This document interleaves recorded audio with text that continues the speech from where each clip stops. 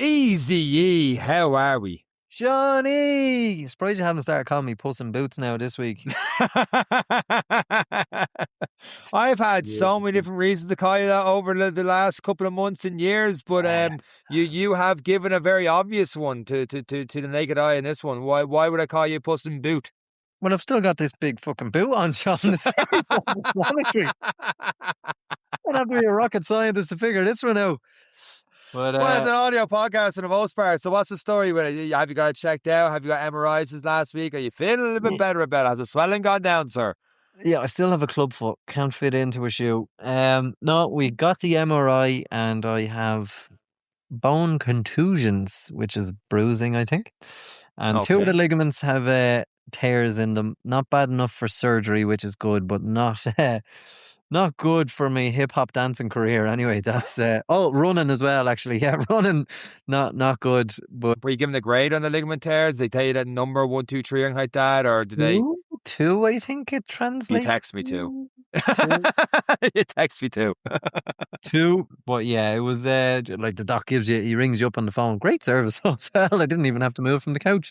Rings you up, he was using all sorts of letters, and it's this one and that one and everything else. And then it was just like, yeah, look, not bad enough, but we need to keep that boot on for another 1 to 2 weeks, and then it's into soft bandages, and then it's into physio, and see how it goes after that. So yeah, running is going to be an issue for a while, but we'll see. We'll wait till we get to the physio stage, and then we'll it'll be bikes and swims and everything else up until then. But the boot is awful, absolutely awful. But it's that's the end of me.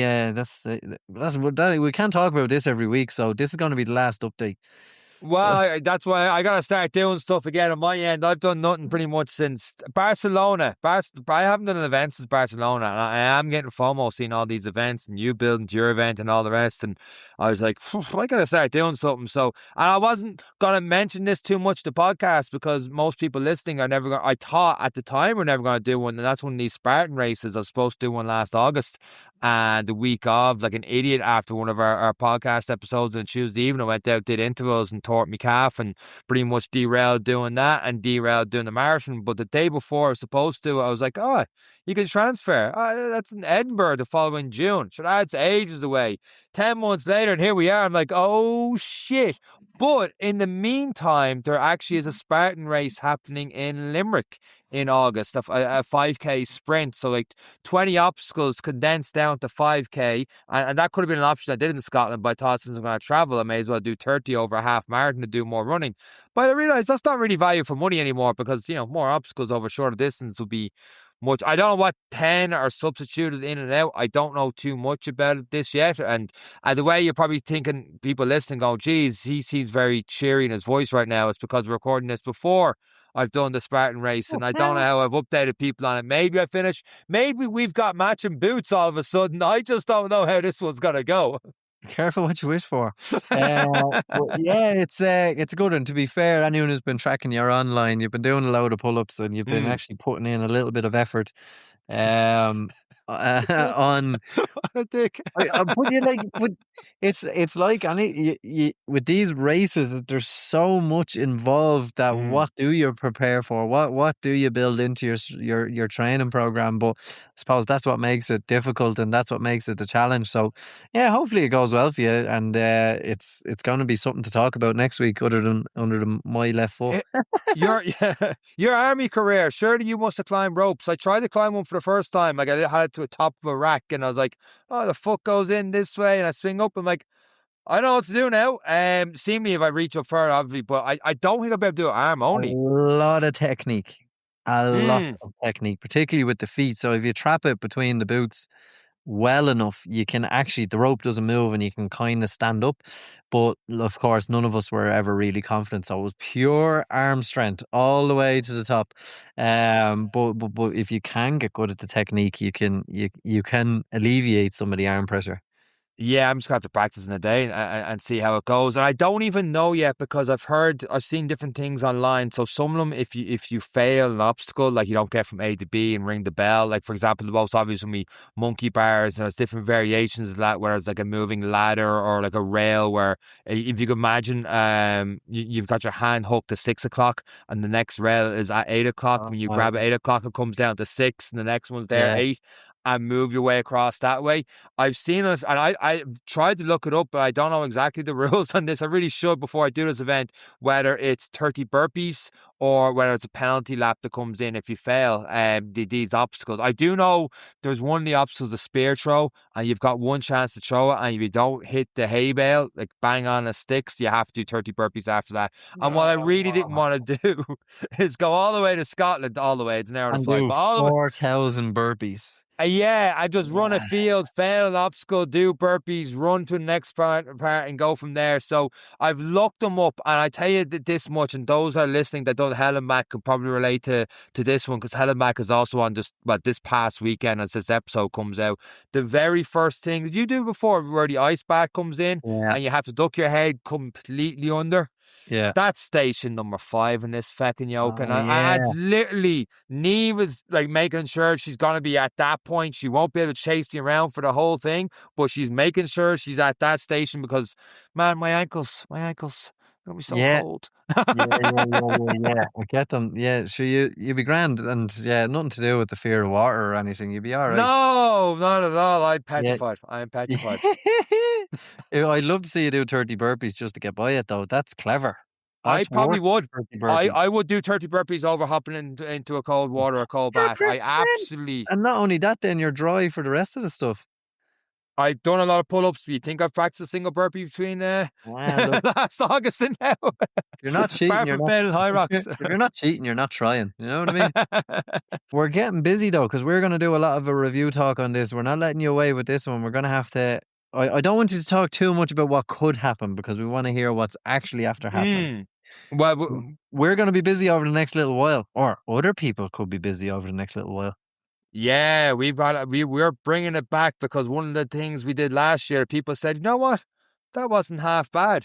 Was season 1 of The Road to Dublin. Our Fantastic Four came on, and maybe they deserve more of the credit than me and you do.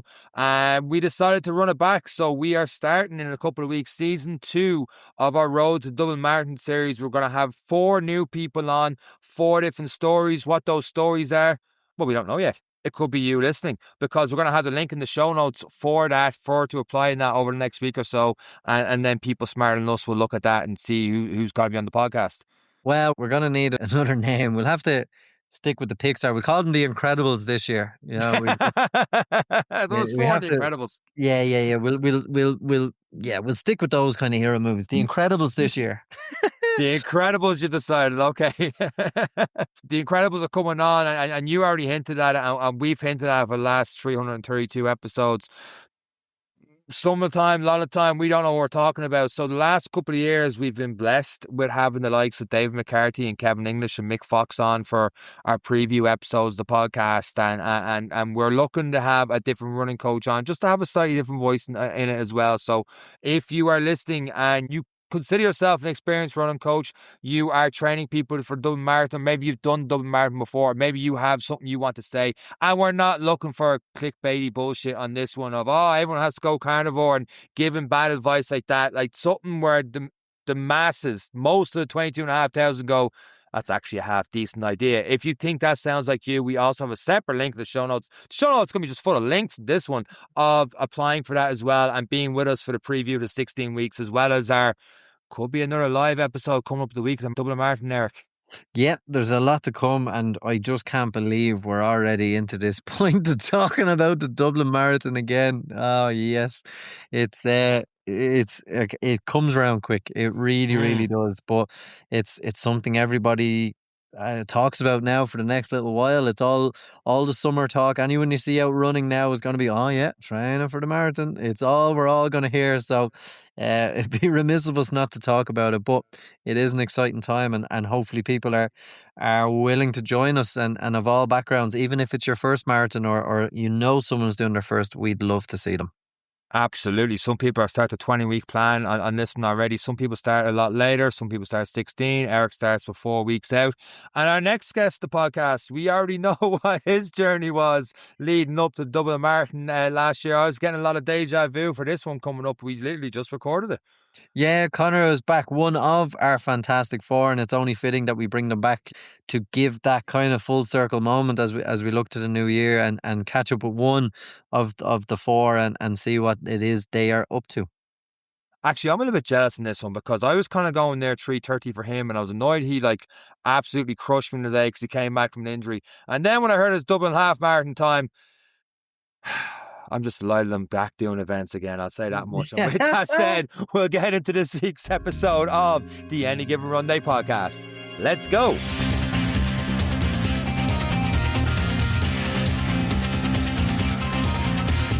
Our next guest on the Any Given Runday podcast, a marathon runner, a high roxer, and on Saturday, June 20th, he is part of a 4-man relay team going 330 kilometres from Achill Island to Baltray to raise funds and awareness for 4 incredible causes, including MS Ireland, Diabetes Ireland, St. Ethan's Secondary School, RD and District Cancer Support. Oh, and you might know him as one of the original Fantastic Four. Conor Sweeney, welcome back to the Any Given Runday podcast. How are you getting on? Very, very good, lads. Thanks for having me.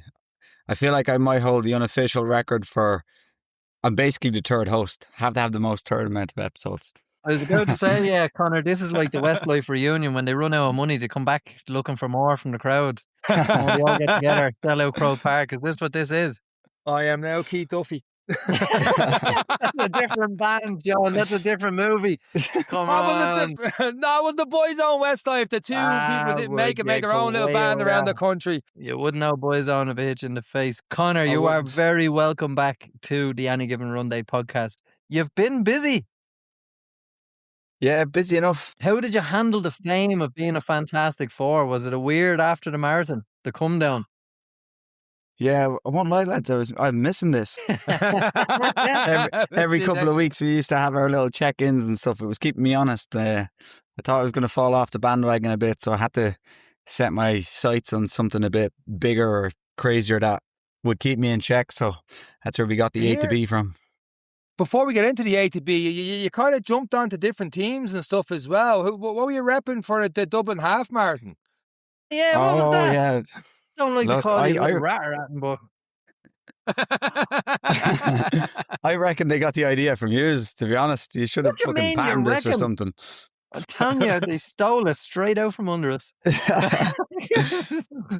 Yeah, that was a bit similar enough. I remember seeing it and I'm thinking, just here could be a free opportunity to number one, get a free ticket, but share more of the story. But I suppose it was done a bit differently that way. That was more through the social media side of things.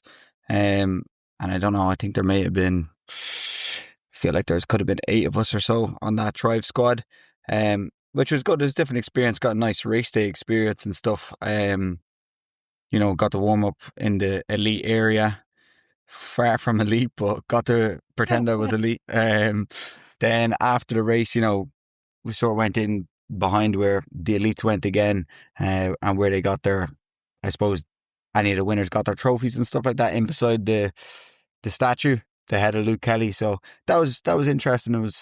It was good. Like, it was a nice different experience, Your run has come on leaps and bounds because you did you went from just getting under 3:30, I think, in Dublin. Then you got a 1:27.5, and you were, as the kids would say, locked in. So much so, this beanpole, as my co-host of the podcast, you ran literally straight by him. You could have brushed off his arm. You didn't even notice him. And hey, he didn't notice you either. I'm like, lads, what's going on between the pair of you? I did notice him. I just shunned him because he went off with the other crowd. What do you mean? I see everything, Sean. He's lucky I didn't spit. I saw the video. You can't say that, Sean. Edit that out. Edit that out, traitor. Yeah, I saw the video and I was thinking, Jesus, how did I not see him? And I wouldn't mind it. I think I saw a couple of Any Given Runday t-shirts. And I was like, no way. Like, obviously I was wearing the Thrive Squad one for the Dublin half. But I went back and watched the video, and then that's when I sent you the screenshot. I was like, he was right in front of me. Didn't see him. Very good. How was the training? What did you do? Obviously you were injured a little bit heading into the Dublin Marathon that we talked about in the original Fantastic Four series. But I know you did high rocks afterwards and you struggled the wall balls, but between November, December, and then building to the Dublin half, man, a lot changed because you're averaging roughly a 4:10 pace doing a Dublin half marathon. Did you get coaching? Did you just wing it yourself? Did you do what people are doing lately, going on Claude and ChatGPT? What did you do? Yeah, I suppose it's probably a nice follow-up because if anyone is potentially going to look back at the Fantastic Four before you bring on your not so Fantastic Four, you probably notice I used to use obviously the Garmin coach. I used to use that plan, but I've got a human coach, and I think maybe just I did go get gait analysis and stuff done as well, just to see, because that knee issue was lingering for the guts of a year nearly. And I was like, right, you're trying to do everything you can to sort of fix it. So with I suppose my human coach, Keith, he's basically one of the lads who runs SKF. I got on to him saying, look, there's a big challenge here. I want to put faith into someone that, like, 330 kilometers, whatever it might be, split amongst the four of us, just over 80k if it was evenly. Like, I was like, this is a big task. We're going to be running fast. We're going to be probably running hard, all this sort of stuff. I don't want to have the burden of, am I doing enough? You tell me what to do. I'll do it as best I can and trust that, just trust the plan that when I get there, I'll be in great shape to do it.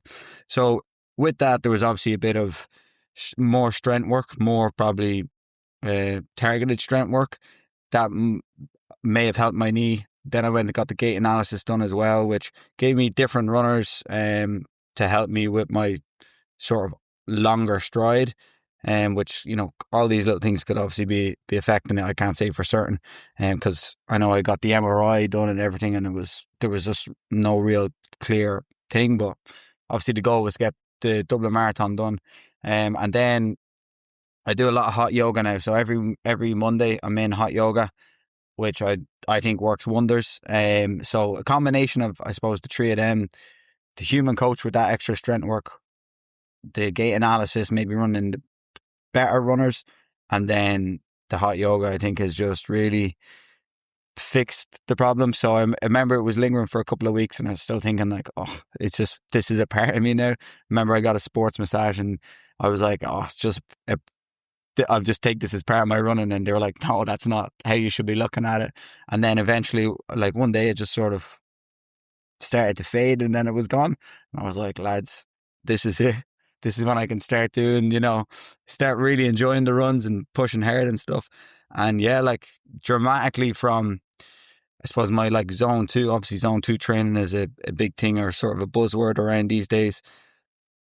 I don't know what it was. One day in late January, I went for a run and my zone 2 was like 30 seconds quicker than what it would have been previous, back training for the marathon. And I was thinking, Jesus, like this is mental. And then ever since that, like I've just been faster, lower heart rate and stuff, which is probably allowing me to train maybe a bit faster and better. And then that's why, I averaged there to 4:10 for Dublin half.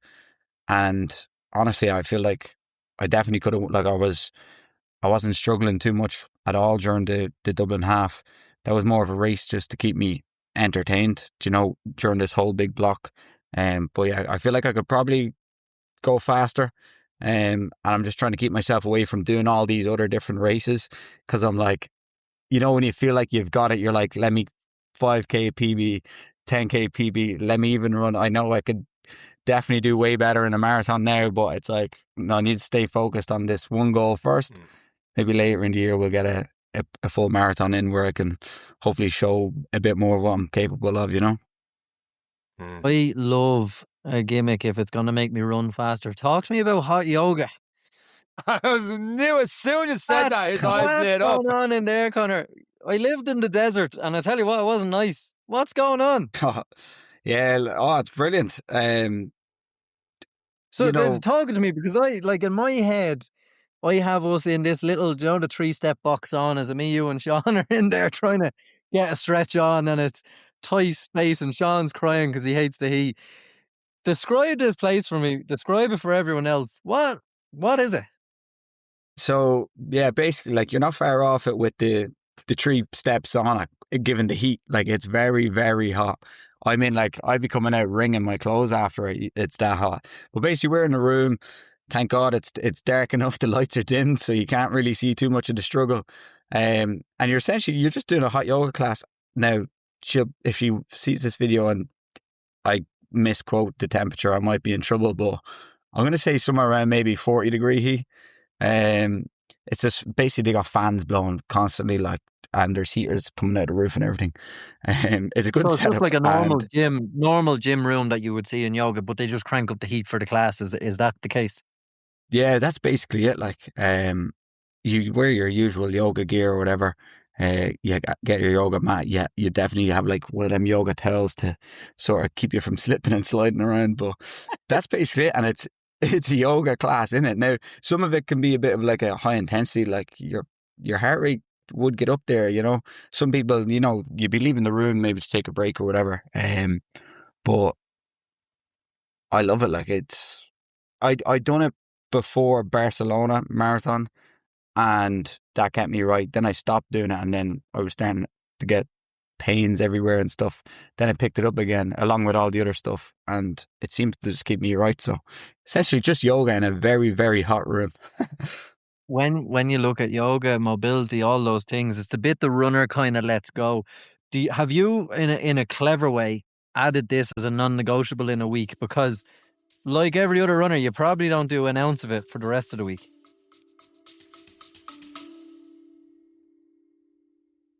Shawnee! Quick question. Father Day is coming up on June 21st. Longest day of the year, I know. What do you get a dad who loves running, training, or just staying active? It's not a joke. Real question. Longest day of the year, easiest answer of the year. It has to be the Ultra Pure Sports Recovery gift set, right, Eric? Because that is the perfect Father's Day gift for runners. We're getting better at these ads. I have to say, though, it does have everything you need for before, during, and after training. Epsom salts gel, a leave-on recovery gel, wintergreen heat rub cream, arnica cream for bumps and bruises, which I could probably do with a lot of myself right now, and a limited edition soothing foot soak. Oh, I've seen your feet pics recently. You absolutely could do with that. So, whether you're shopping for yourself, someone special, or looking for the perfect Father's Day gift, the Ultra Pure Sports Recovery gift set is guaranteed Irish and something they'll actually use. It's perfectly priced, just €40, and is a fantastic value for the complete recovery package. And that's not all. Just put in the discount code RUN10 and you can get an exclusive 10% off. That's RUN10 for €4 off. A great excuse to treat yourself or someone special this Father's Day. So shop now at ultrapurelabs.ie. And by listening to this advert, you are supporting Irish businesses and this podcast. Now let's get back to the episode. Happy Father's Day. Yeah, like when I signed up with Keith, I was like, right. He was like, "What do you do?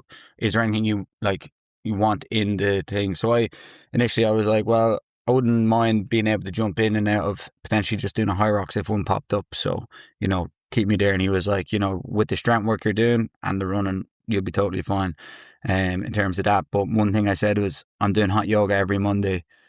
So that's the session there that like I'll do my long run Sunday, whatever it might be, but hot yoga is 100% happening on the Monday. And like you honestly, you don't want to miss it. Like, so you're getting like, I suppose, the benefits of the heat and then all that sort of stretching and mobility in it as well, you know. Absolutely. I say absolutely, and I've done none of this stuff. And Eric is right. I'd be that guy that keeps opening and closing the door, and the cold air keeps coming in, and the temperature keeps dropping because I can't handle the heat. Well, John's going to ask me over to his house with it, and he's going to go, "Here, look, I got this hairdryer. Stand there. I'm going to do a few stretches." Oh, God. I can see it all now.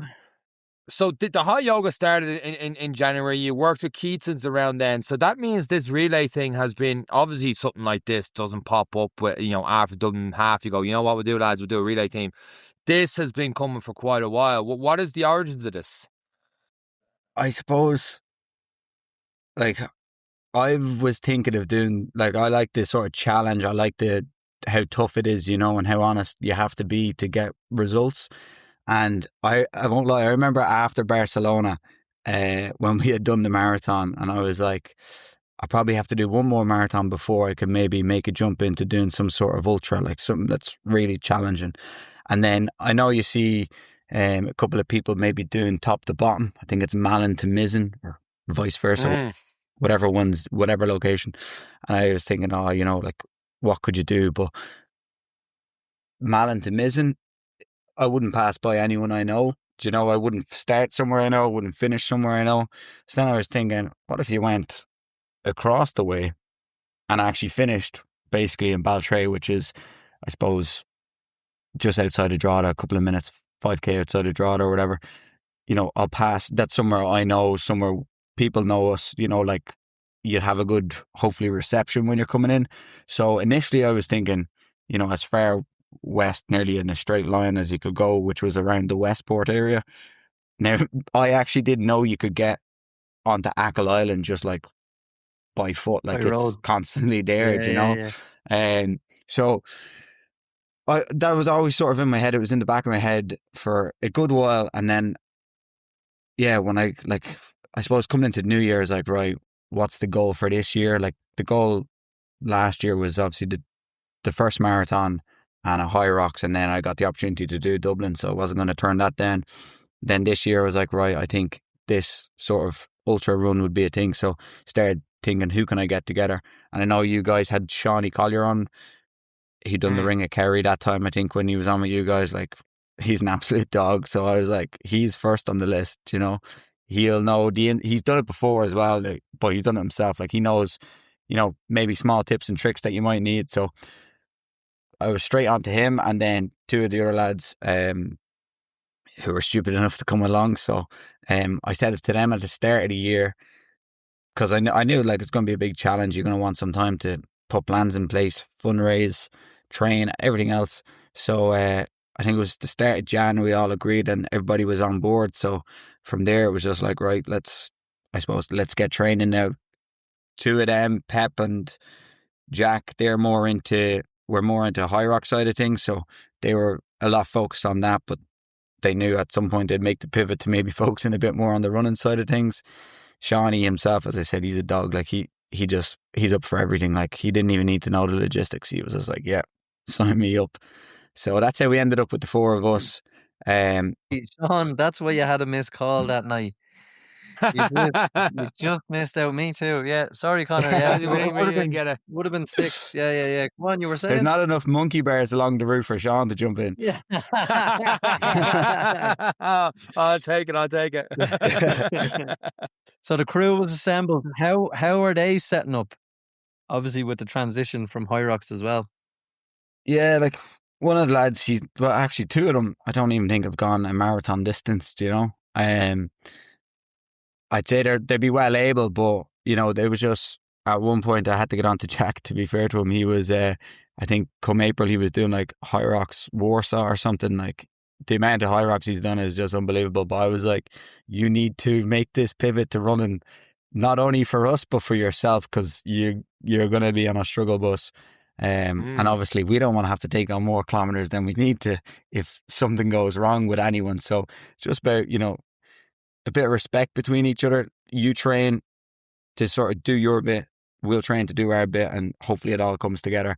But yeah, look, we done a couple of group runs and stuff together. I think we're all just at this point, we've been sort of training for long enough, we're like eager to go at it, And I see you're still doing some long runs in the old treadmill as well. Yeah. I think that's a bit of a mental game there that just keeps you, I don't know, maybe a bit insane, but it builds that bit of resilience, I think. So every now and again, it's nice to throw it in. So Conor, when is the start date? So for people who are wondering, when is this all kicking off? Where are you starting? What is the game plan? Do you have a game plan right now? I know you've talked a little bit about kilometre splits, and that plan will fail probably the first night, but what is the plan as it stands now for getting there and starting? So the 19th of January is of June, Jesus, is a Friday. So we're going to head down. We're getting a camper van and sort of a crew cab. So we all have one extra member each to sort of look after us and crew us along the whole way. So we'll hopefully get down there the Friday. We're going to stay in Achill and then we'll scope out sort of. So we're going to go to Achill Head. So we're going to try to get as far west as we can physically go, essentially. Now that is more of a hike than being able to run on. So in terms of splits and times there, we're not going to focus too much on, because it's very much up and down for a good bit of it as well. So we'll start in Achill Head on the 20th, which is the Saturday. We're thinking maybe around 11 o'clock. So we don't want to wake up at the crack of dawn because one of the lads, as I said, they're all a bit mad. So someone suggested let's try to do it within 24 hours or as close to 24 hours as possible. And at that point, no one had looked at what that would take in terms of pacing. So we're all like, yeah. And then we're like, someone should maybe look and see what sort of pace we have to run at. And it's somewhere in between the 420 to 430 kilometer for every kilometer for like 331 of them. So we're like, right, okay, now you're no longer just training for the distance. You're training to go a bit fast and, a lot of it. So yeah, we're given that, like, I think we could be somewhere between the 24 to maybe 26, 27 range. So just in terms of arriving back to Drogheda, it's going to be a Sunday. We don't want to arrive back really early on a Sunday morning where, people mightn't be up out and about, so we want to come in around the 1 o'clock mark. So hopefully that gives enough time that people can come in. So say we start at 11, it took us 26 hours. We'll be in around lunchtime on the Sunday. That's the target anyway. Then in terms of splits, so as I said, we're sort of disregarding Achill Head because it's more of a trail run than anything else. But initially we had 5K intervals would be the target. Just run your 5K, you're off for 15. It'd give you, if we were on target pace, it'd give you roughly, the hour's rest or whatever.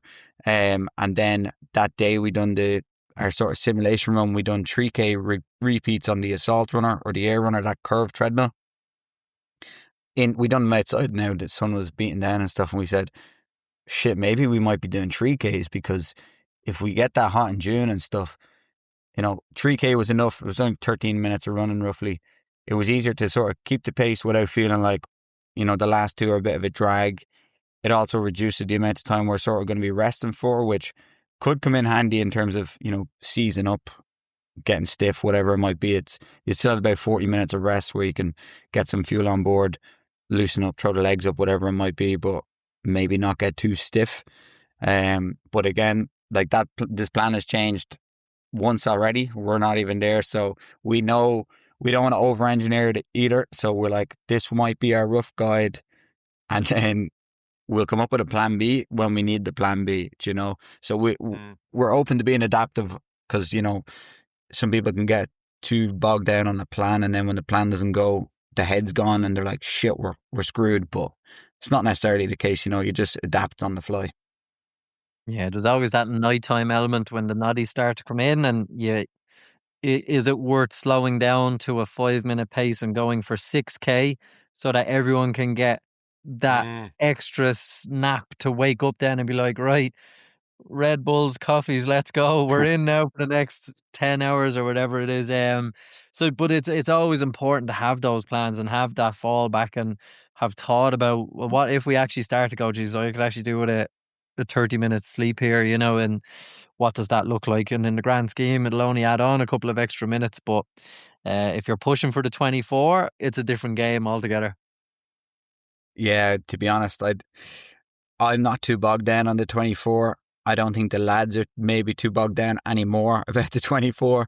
But that's what we said. Like, if we start during the day, like if we're starting at 11 and it is a good day, you're probably coming into peak heat, where the sun is going to be just beaming down. Hopefully it's hot, hopefully it's a dry day because we don't want the crew rammed into a camper van and a small van.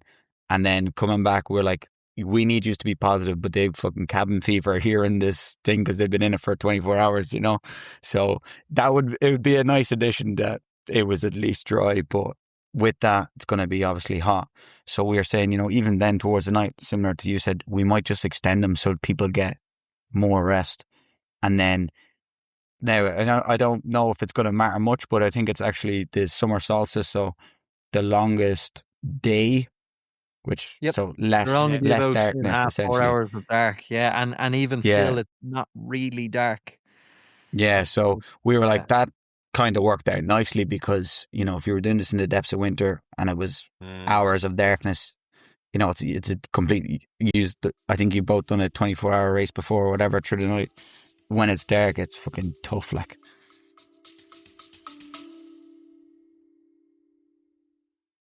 Hydration is key to fueling endurance performance. Perform Nutrition's Electrolytes Plus sachets have been specifically designed to fill the need for advanced hydration for athletes.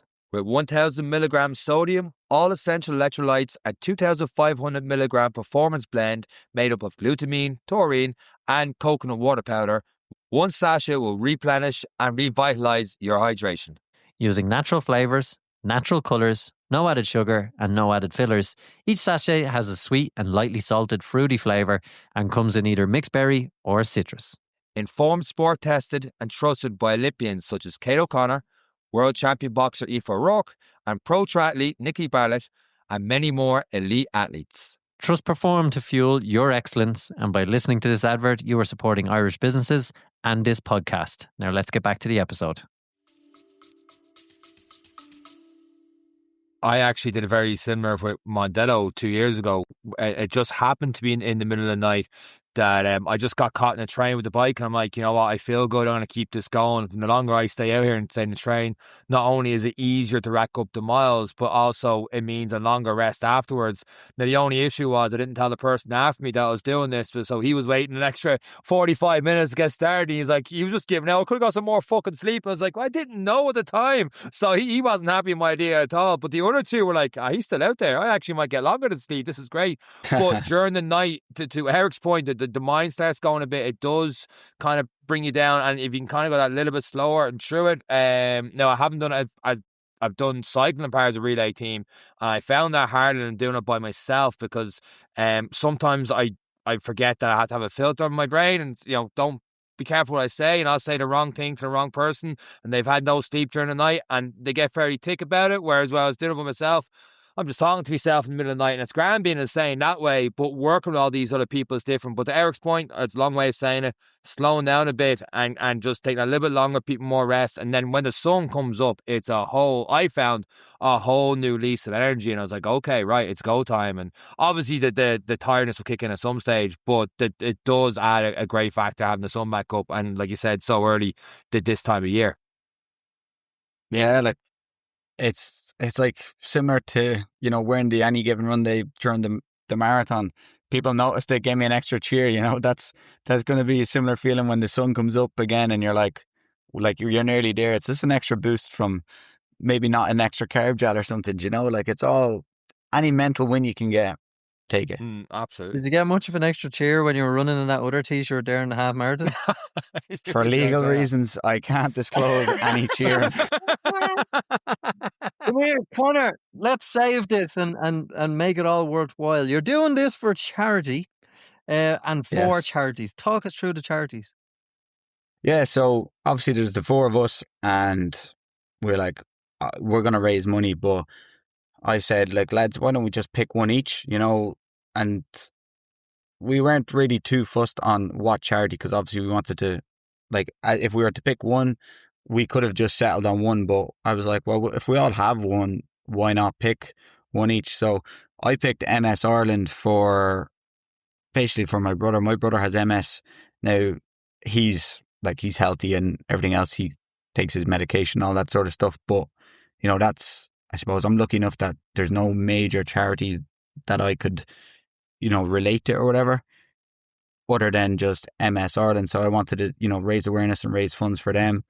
And then same for the other guys, RD Cancer Support is Pep's one. That's sort of his local area as RD. So he's done a bit of fundraising for them. I'm not fully sure, maybe whatever reasons for his, but I'm sure there's a reason. I think everybody themselves probably has a reason why anyone would want to support cancer, like everybody's probably been affected by it. And then you've got Diabetes Ireland, which is Jack's. You know, I think a couple of his family members have diabetes. You know, we know someone very close to us who actually had diabetes and wasn't aware of it, and that ended really badly. So, you know, raising awareness for Diabetes Ireland, you know, reminding people like, you know, it can be developed.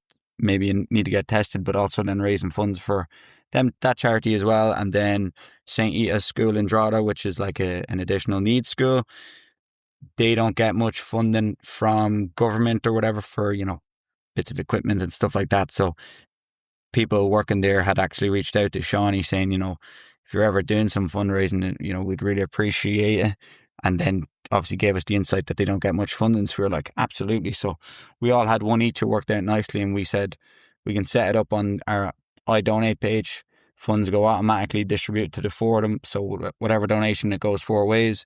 And that's really it, you know, like, and I think we could, having just the one charity could sometimes, you don't reach as many people, you know. So it was also an element of 4 charities, very different, varying charities. We can touch potentially more people that might, you know, donate, which, as I said, if they donated €4, €1 is going to each charity, you know, and then that way some of the smaller charities are getting some funds from, I suppose, the bigger named ones, if a way to put it, you know.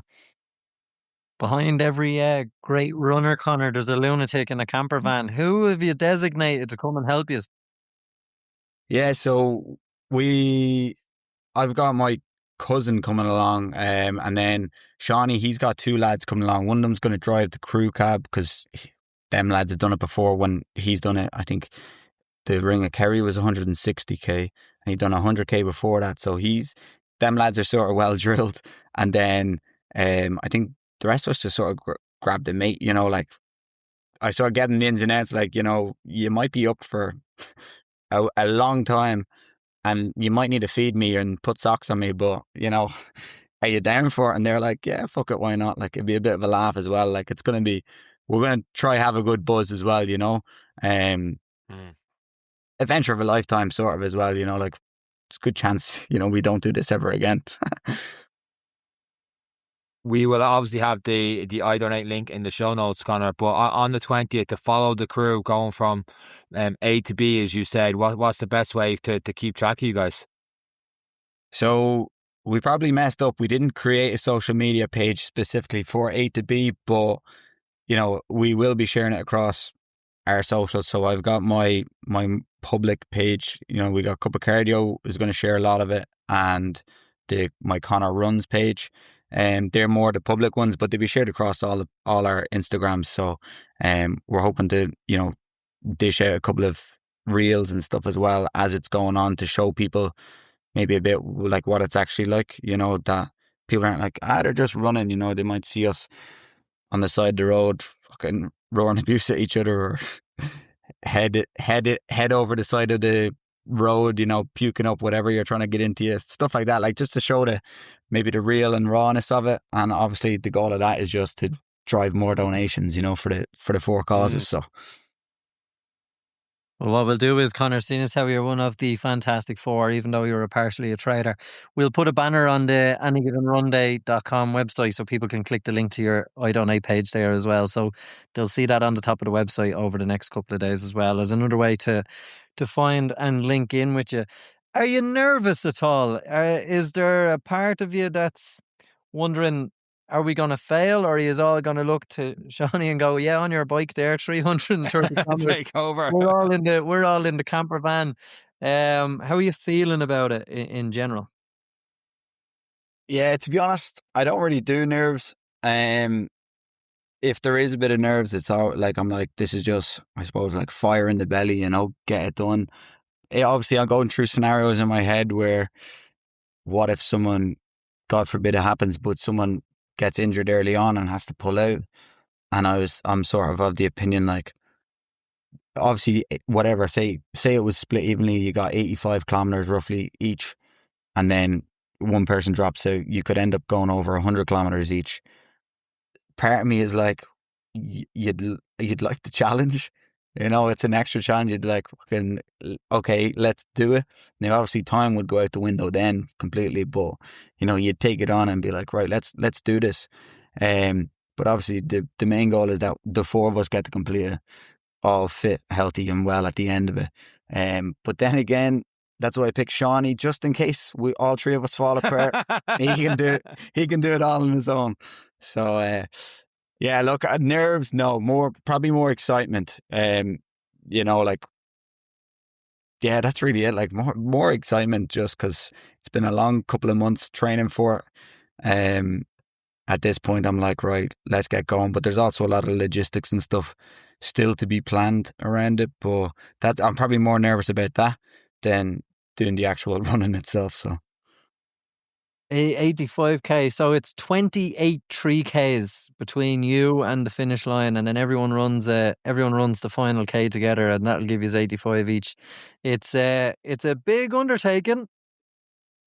Yeah, it's a lot to be asking, but look, that's But when the you whole break point it of the down into challenge, you know. 3Ks, it's far more doable.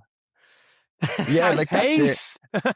That's it. Like I was saying, lads, we could end up running fucking 1Ks. Let's just let's get it done. But no, like breaking it down it's obviously a lot easier than say running 10k blocks or whatever it might be. But you know, it doesn't really matter. We're going to reach a point where maybe 10, 12 hours in, you're just going to be hurting or you're going to be sore, depending. You know, I don't know. Never done it before. I've gone marathon distance before, but you know, this is a different beast. But breaking it down is definitely easier than going a full 80-kilometer odd chunk, you know. Has everyone got a different nutrition plan for this one? Everyone's going to have a different thing they like, and the camper van's going to be the weirdest food truck in the world for 24 hours. What's your plan for nutrition? Well, we won't be getting our security deposit back. No, honestly, I haven't looked too much into what I'm going to eat, to be honest. I know I'll be taking on a bit of liquid carbs and then obviously a good chunk of solids, but I don't know, someone might be listening thinking, geez, it's a bit late to not know what you're going to be eating. But like Shawnee, his suggestion was sushi rice. You know, he can just ball it up, throw it in the gob. Sushi, not my thing, so that's a no from me. So yeah, look, I haven't planned that out yet. I've got just over 2 weeks. I'll start looking into it. I've been more organising camper vans, making sure we're getting accommodation, all the other logistics around it as well, and making sure we're getting the funds still rolling in. So I will have to take some time out of my week to focus on me and what I'm going to eat and go do the shopping. But it's going to be very, very, very basic, I'd imagine, you know. Maybe bring a couple of pre-made pasta bits, try eat what I can, you know, maybe during our longer spells throughout the night. And then, you know, during the day and stuff, hopefully a good bit of speed dust, you know, all that sort of stuff. If I was to pay a load of local gurriers along the route to come out with water balloons if it was hot, where can people come and meet you along the way? Is there any points that you're saying, you know, if people are listening or knowing or coming out, are they going to see these lunatics running through? Which towns can people come and see or try and keep up with where you are? We have our Strava sort of map there anyway. So, you know, when we're running, we're going to hopefully have our live tracker sort of on. But there is a list of towns that I need to sort of put up that, you know, if anyone wants to come along and see us, you know, but we're very much going through the likes of Westport, what's it called, Barry, places like that in the beginning. And then, you know, to be honest, I haven't fully looked, but I am going to get them out It's there. a long road. Yeah, it's a long road. There's a lot of places to list, but no, like we're going to get them up because even for some of the charities, they've got like, you know, I suppose offices and stuff around the country, and they were saying we can maybe potentially get our closest office out there, and they might be able to rally a couple of people that obviously are part of the charity to even support us along the way, which is going to be a big help if they're available. But again, there's no real pressure. But the main one will be, you know, back in Baltray, at the 19th. We're going to have, hopefully, coffee, probably a few pints afterwards, but I'd say we'll probably have one and we'll be sprawled out getting stretched at home after the big run. But, if it's dry, it's, that's a lovely area there, grass out, stuff like that. So we're going to hopefully have the main group of people there to welcome us back, with a couple of the charities or people, at least representatives or something there from the group. So if there's anyone local enough to County Louth, Baltray would be the best place to go. For anyone willing to travel, we will get them out, and I'll maybe even share it on Instagram, and you might repost it on the Any Given Runday. But it's mainly the homecoming, as we might call it, where we hope to see as many people as possible. I'll wrap my head around sushi rice. I don't think I've ever heard of sushi rice. I gotta expand my palate or something like that. You can eat it in hot yoga, Sean, next week. Yeah, hot yoga and sushi rice. They're the change on Monday night for me. Well, Conor, absolutely best of the absolute best of luck with this coming up, Conor. I'm going to ask one last question. It's a horrible question to ask because you got something ahead of you, but you did hint at it earlier with your mate going a different, getting swayed, different high rocks and stuff like that. Throughout this journey and building towards your A to B race, has there been any races you're like, as soon as this done, my eyes is on this next because of the pace and the fitness you've built up? Yeah, I definitely need to crack a marathon. I actually really feel I can go a good chunk of a PB, at least hopefully double digit minutes of a PB. It's just maybe finding the right race. Like I was out in a long run there, lads, and I think it was 32k. I was fairly moving, and I felt like just going, I'm like, well, I just do a marathon just to test myself. And I was like, no. So I was like, don't be silly now. Don't be silly. But, when you're feeling good, you want to do all the races, to be honest. But I know in the Fantastic Four group, I did sign up for the Backyard Ultra from the guys who run Elevation in August. Yes. So hopefully the body is well enough to even give that a nice crack. So that's probably the next one that's in the books, but we'll see how the body holds up after the big run and how the nervous system is managing and all that other sort of stuff, That's up north in Florence Court, isn't it? Yeah, I think it's Fermanagh or somewhere, isn't it? Yeah, that's a flat course. That's a in terms of backyards, that's a PB area. I'm not too sure what Galway's like, because I've never done Galway, but compared to Dublin, I love Elevation, but that's a PB course. You had a good couple of boys hitting 24 hours in that one, so you're testing the food for the relay for A to B, and you know what to eat and what not to eat when it comes to that Backyard Ultra, a different game altogether. Yeah, definitely. And even Shawnee, he done that Dublin Mountain Backyard one, and the elevation in that was bizarre, so I was staying away from that one. I found a nice flat one. I said that'll do me nicely, so he signed up for that one as well. So I've probably done myself there in terms of competition. He's going to smoke me in that one, but we'll see. He's all starting the exact same starting line, hour after hour after hour after hour, and that exact same starting line. You're beside him. It doesn't matter pace. As you keep ending up until you decide to quit, but just don't quit in your seat. Yeah, that's true. If I'm going out, I'm going out on my sword. Peel me up off the tarmac. Well, best luck to you, Conor. Best luck with this A to B race. Best luck to Aoife, the Fantastic Four as well, who's doing that Backyard in August. But like Eric said, we'll have all the links in the show notes. We'll have that banner up on the website as well. And enjoy the sushi rice and best luck to the four of you.